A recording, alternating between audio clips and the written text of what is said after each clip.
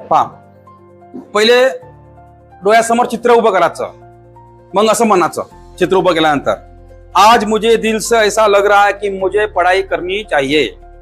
मग अब मैं फिजिक्स विषय की पढ़ाई करने के लिए बैठ रहा हूँ। अब धीरे धीरे मेरा एकाग्रता बढ़ रही है, मैं एकाग्र चित्त होकर पढ़ाई कर रहा हूँ। मेरी मन की एकाग्रता बढ़ चुकी है, मुझे प्रफुल्लित लग रहा है, मुझे आनंदी लग रहा है।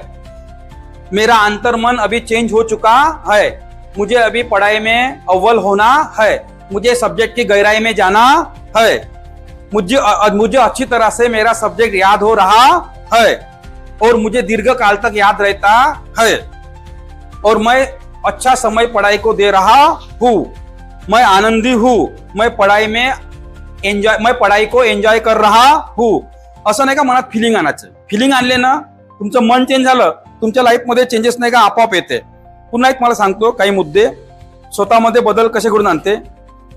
एक तुम्हाला सांगतो पुन्हा व्यक्तिमत्वामध्ये एक असते इनर फेस आणि एक असते आउटर फेस।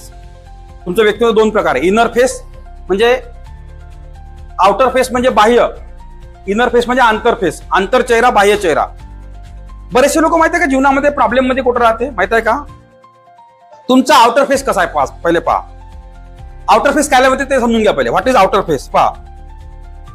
अन्य लोग जैसे हम दिखते हैं समझते हैं, खुद को उसी प्रकार से देखना, यह आउटर फेस आहे। म्हणजे आपण दुसऱ्याची तुलना करतो, त्याच्यावानी मी दिसलो पाहिजे, त्याच्यावानी मी असलो पाहिजे, त्याच्यावानी माझ्यावाशी 4 व्हीलर पाहिजे, त्याच्यावानी माझी गाडी कार पाहिजे, मोटर पाहिजे, हे झालं आउटर फेस। हम खुद को परावर्तित प्रतिमा में देखते हैं, लेकिन ऐसा होना हमारे व्यक्तित्व के लिए बहुत शोभायमान नहीं माना जाता है। आउटर फेस पहिले समजून घ्या कशाला म्हणते। हम दूसरों की आंखों में खुद की प्रतिमा को महत्व देते हैं, म्हणजे दुसरा मला कसा समजेल, त्यानं मला चांगलं समजलं पाहिजे असं आपण फील करतो, मग त्याच्यावानी आपण वागायला लागतो माहिती आहे। मग त्याच्यावानी जेव्हा वागतो तेव्हा आपली ओरिजिनल पर्सनॅलिटी काय होते, खतम होत जाते। ऐसा समजते है की यही हमारा सच्चा व्यक्तिमत्व आहे। दुसरा आपल्याला कसं वाच करण बा त्याच्यानुसार आपण वागलो पाहिजे, त्याच्या नजरेत आपण चांगलं भरलं पाहिजे असं आपण फील करतो आणि त्याला आपण आपलं व्यक्तिमत्व समजतो, पण हे 100% चुकीचं आहे। इस कारण हमें अपने व्यक्तित्व को प्रोग्राम करने तथा उसे शिल्पित करने का अधिकार दूसरों को देते हैं। त्याच्यामुळे काय होतंय का आपला जीवनाचा कंट्रोल, रिमोट कंट्रोल आपण कोणाच्या हाती देत आहोत, दुसऱ्याच्या, हे 100% चुकीचं आहे। मग निरंतर काय होते, दुसऱ्याच्या हाती जर आपला रिमोट कंट्रोल दिला तर आपण स्वतःनुसार नाही वागत, त्याच्यानुसार वागायला लागतो, म्हणजे आपलं स्वतःचं व्यक्तिमत्व राहते का नाही। मग याच्यामध्ये एक वाक्य येते, सबसे बडा रोग क्या कहेंगे लोग, हे चुकीचं आहे। मग दुसऱ्याच्या नजरेमध्ये स्वतःच्या प्रतिमेले आपण जर महत्व दिलं तर आपलं नुकसान काय होते, हम खुद में न होने वाली बातों को भी प्रोजेक्ट करते हैं। मग आपल्याशी जे अवेलेबल नाही आहे, आपण चांगलं नाही आहोत, चांगलं प्रोजेक्ट करतो, आपण हुशार नाही, हुशार प्रोजेक्ट करतो, आपण पैसेवाला नाही आहोत, समाजामध्ये चांगलं दिसलं पाहिजे पैसेवाला आहो म्हणून प्रोजेक्ट करतो, मग कर्ज काढतो, मग लोन काढतो, मग ऍडजस्टमेंट करतो, बरोबर आहे।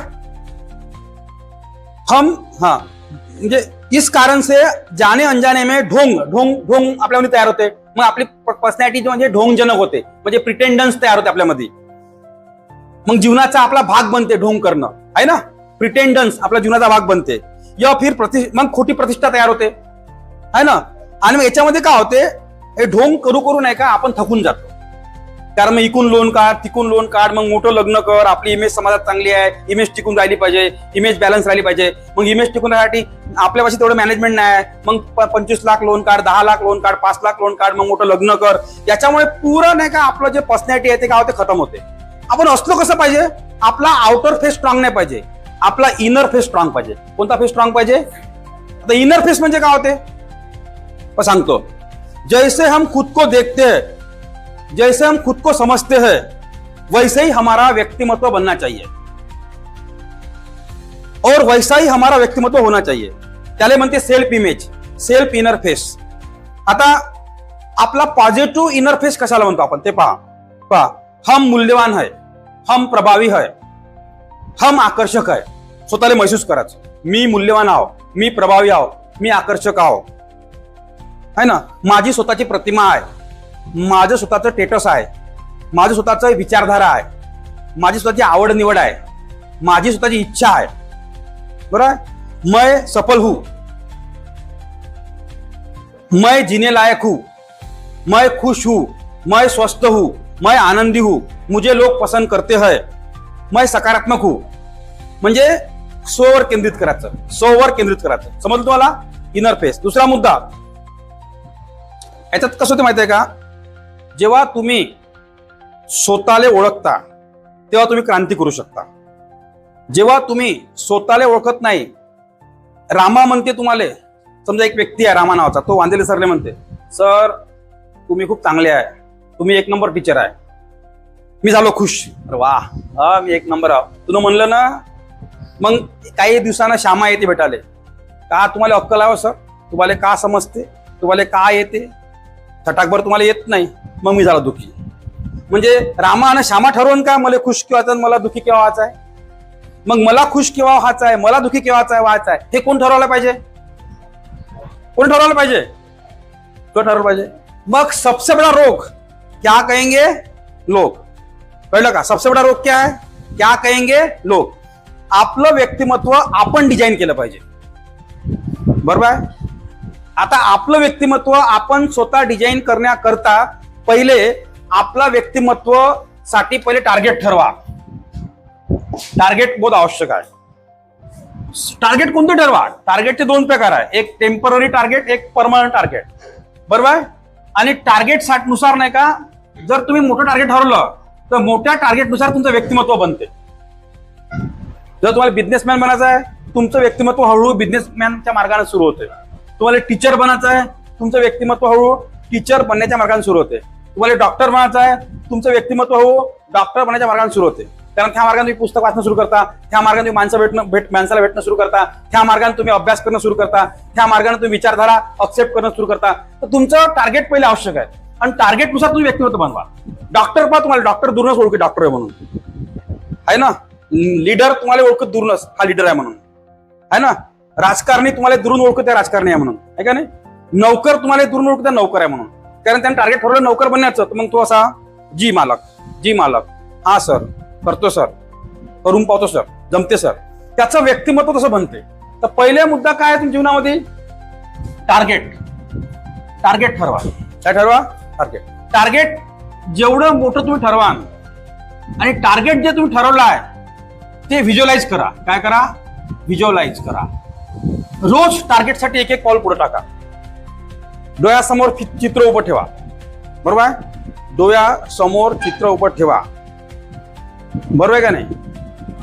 आपल्या बराडी लोकांचा बराचसा वेळ आपण चिल्लर कामात वाया घालतो. तो चिल्लर कामामध्ये वाया घालणं बंद करा, बरोबर आहे. मोठ्या मोठ्या महापुरुषानं आपल्याला मोठं मोठं काम काऊन दिलं आहे, कारण त्याला टार्गेटचं महत्व माहित होतं. आर गेटिंग माय पॉइंट? समजलं तुम्हाला? टार्गेट ठेवा, व्हिज्युअलाइज करा. जीवनामध्ये एक काम दोन वेळा करतो.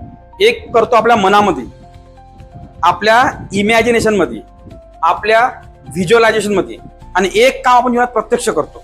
जसं ही बिल्डिंग बनली आहे, दोन वेळा बनली आहे. एक बनली आहे या बिल्डिंगच्या मालकाच्या माइंडसेट मध्ये, व्हिज्युअलायझेशन मध्ये, इमॅजिनेशन मध्ये, आणि मग नाही का प्रत्यक्ष बनली आहे. एक जे एरोप्लेन बनला आहे हे कोणतरी व्हिज्युअलाइज केलं. ज्यानं व्हिज्युअलाइज केलं आणि ज्यानं 10 मित्राला सांगितलं ते हसले, दे लॉ ऑन देम. बैताड आहे का 250 लोक घेऊन हवेत वस्तू उडणार आहे का एवढी जड? अक्कल आहे का तुले? असं कोण म्हणलं असन? त्या काळात म्हणलं असं, विमान सुरू बनाच्या काळात अगोदर. पण एका माणसानं ते व्हिज्युअलाइज केलं, इमॅजिन केलं, त्याच्या कल्पनाशक्तीतून ती वस्तू आली, मग त्यानं त्यावर काम सुरू केलं, आणि आज 250 लोक 300 लोक घेऊन विमान हवेत उडत आहे आणि 5-5 घंटे 10-10 घंटे हवेत राहते. तर नाही का, जगात इम्पॉसिबल नावाची वस्तू नाही आहे, फक्त तुम्हाला इमॅजिन करता आली पाहिजे. जेव्हा तुम्ही तुमच्या कुटुंबामध्ये एकही जण बिझनेसमॅन नाहीये, पण तुमच्या कुटुंबात तुम्ही एखादी बिझनेस इमॅजिन केला, मग तुम्ही त्या मार्गाने इमॅजिन जे केलं आहे त्या मार्गाने तुमचा अभ्यास सुरू होईल, त्या मार्गाने त्या मार्गाने तुम्ही सर्चिंग सुरू कराल, त्या मार्गाने तुम्ही इन्व्हेस्टिगेशन सुरू कराल, इनोव्हेशन सुरू कराल. तेव्हा तुम्ही जेव्हा चर्चा कराल कुटुंबासोबत, कुटुंबातल्या लोकांची लेवल जे आहे ते कंपनीत लागण्यापुरती, शेती करण्यापुरती आहे, तर ते त्याच्या लेवलवर विचार करल, ते मग तुम्हाला विरोध करल. ते म्हणून शक्य आहे का, अक्कल आहे का तुले, पॉसिबल आहे का, जास्त हुशारी कायले मारते, डुबला तर बसतील ना, आपलं कुठेतरी जाबोर लाग आणि जीवन चालव, असे घरचे लोक गायडन्स करल. बरेचसे लोक तुम्हाला निगेटिव्ह करन का नाही? बरेचसे लोक तुम्हाला तुमच्या फेवरनं राहणार नाही का, तुम्ही बराडी लोक आहे, पण तुम्हाला ते चित्र नाही का नेहमी व्हिज्युअलाइज करायला लागेल, आणि तुम्हाला स्वतःवर काय ठेवा लागेल? भरोसा ठेवा लागेल. स्वतःमध्ये कॉन्फिडन्स ठेवा लागेल आणि मग हळूहळू हळूहळू नाही का तुम्ही पिक्चरच्या जवळजवळ पोहोचाल. आणि ज्या दिवशी तुम्ही कामयाब व्हाल तर जे लोक तुम्हाला विरोध करत होते ते लोक माहिती का म्हणा, मला माहित होतं तूच करू शकतो आणि तू न करून दाखवलंस. मग ते लोक आपोआप काहून जाईल, बदलून जाईल. जगामध्ये नाही का असंच झालंय का हे गर्दी आहे ना काही कामाची नाही आहे. ह्या गर्दीचा विरोधी कामाचा नाही आहे आणि या गर्दीचा फेवरी कामाचा नाही. कामाचा फक्त एकच व्यक्ती आहे, कोण? तुमचं स्वप्न, तुमचं इमॅजिनेशन आणि तुम्ही स्वतः. अरे गेटिंग माय पॉइंट? तुम्हाला आत्ताही तुम्ही काहीतरी करायला निघा रुटीनच्या पलीकडं, अपार्ट फ्रॉम रुटीन. आताही तुम्हाला लोक विरोधच करत. अरे गेटिंग माय पॉइंट? तर इतकी ताकद तुमच्या इमॅजिनेशन पॉवर मध्ये आणि स्वतःमध्ये तुम्हाला भरावं लागेल. आता ही ताकद भरण्याकरता तुम्हाला एक प्रार्थना करावं लागेल रोज. कोणती प्रार्थना करावं लागेल? एक प्रार्थना आहे, शेवटचा मुद्दा आहे. मग हा टॉपिक थांबवतो मी, मग तुम्हाला फीडबॅक द्यान का तुम्हाला काय समजलं काय नाही समजलं. Day by day I am getting better and better, better and better. याचा अर्थ काय होते? दिवसेंदिवस मला उत्तम आणि उत्तम भेटत आहे ना. Day by day I am getting better and better. Day by day I am doing progress. Day by day I am doing progress. दिवसेंदिवस मी तरक्की करत आहो. तुम्हाला पुन्हा अंडरस्टँड काय करावं लागेल? स्वतःले महाग करा. स्वतःले महाग केव्हा करा? तुमची व्हॅल्यू वाढन तेव्हा. तुमची व्हॅल्यू केव्हा वाढन? जेव्हा तुम्ही काहीतरी बनान तेव्हा. चिल्लर माणसाची, गरीब माणसाची, साध्या माणसाची व्हॅल्यू ह्या जमान्यामध्ये नाही आहे. ह्या जमान्यात हुशार माणसाची, चालाक माणसाची, चाप्टर माणसाची म्हणून लागत आले होते तुम्ही. काहीतरी अचीव केलेल्या माणसाची, टार्गेट ओरिएंटेड माणसाची, सक्सेसफुल माणसाची इज्जत या जगामध्ये आहे. जर तुम्हाला तसं बनायचं असन तर तुमच्या बाह्य मनावर हॅमरिंग करा का मी उत्तम बनलो, मी ग्रेट बनलो, मी ग्रेट आहो. टार्गेट डोळ्यासमोर ठेवा आणि आतापासून आजपासूनच कामी लागा. हा क्लास बिझनेस क्लास नाही आहे. हा क्लास फक्त स्वतःचं मन ओळखण्यासाठी घेतलेला एक छोटासा क्लास आहे. किती लोकांना काय समजलं? कोण काही लोक मला फीडबॅक द्या. लहान नाही ठेवायचा, आपला गोल मोठा ठेवायचा आणि त्या मोठ्या गोल जर आपण रात्रंदिवस कसं काम करायचं आणि त्या काम करून आपल्याला कसा सक्सेस मिळेल त्याबद्दलच विचार करायचा. लोकांचे विचार निगेटिव्ह लोक राहिले त्यांचे निगेटिव्ह विचार मी आत्मसात नाही करणार व स्वतः ऐकणार व पॉझिटिव्ह विचार आत्मसात करणार व आपले व्हेरी गुड, व्हेरी गुड. त्यामध्ये सरनं सांगितलं की सबसे बडा रोग क्या करेंगे रोग. आपण कधीच लोकांकडे लक्ष नाही दिलं पाहिजे. जेव्हा पण आपण कोणती गोष्ट करायला जातो लोक रोखतातच. आपण ऐकत सगळे जणांचं पण करायचे आपल्या मनात. यामध्ये सरांनी सांगितलं की आपल्या आजूबाजूला जी परिस्थिती राहते त्यानुसार आपण आपला विचार करत असतो. पण माझे बाबा सदैव म्हणतात आपण परिस्थितीला कधीच स्वतःवर हावी नाही होऊ द्यायचं, आपण परिस्थितीवर हावी व्हायचं आणि जे काही आपलं गोल आहे, टार्गेट आहे त्यासाठी सदैव मेहनत करत राहायचं. Very good, very nice. Clap for. की सगळे आपल्या मनातून जेवढे पण निगेटिव्ह थॉट्स आहेत ते सगळे काढून टाकायचे. अजून आपल्याला निगेटिव्ह लोकांसोबत नाही राहायचं. त्यांच्यासोबत अगर आपण राहिलं तर आपले पण विचारधारा त्यांच्यासाठी मुलांची हळूहळू. अजून आपला जो एम आहे आपल्याला म्हणजे त्याच्यावर जास्त फोकस करत आहे तोपर्यंत तो सक्सेस नाही तोपर्यंत. मी माझ्या मम्मीला सांगितलं होतं की मम्मी मला पेट्रोल पंप खोलायचा आहे. तर माझ्या मम्मीने म्हटलं की का पेट्रोल पंप खोलते, किती पैसे लागते. म्हणजे असे जे निगेटिव्ह थॉट्स आहे आपल्या मनात ते सगळे काढून टाकायचे आहे. म्हणजे असं लक्ष नाही द्यायचं यांच्याकडे. तर ते पैसे नाही देणार तर आपण आपल्या यांनी उभं करायचं सगळं. तुम्ही मला केअरफुली ऐकून घेतलं याबद्दल धन्यवाद. आणि माझी अशी आशा आणि अपेक्षा आहे की आजच्या भाषणातून तुम्ही काहीतरी चांगलं शिकले असाल आणि घरी जाऊन याच्यावर चिंतन करा आणि आजपासूनच मेहनत करायच्या कामी लागा. Thank you for this.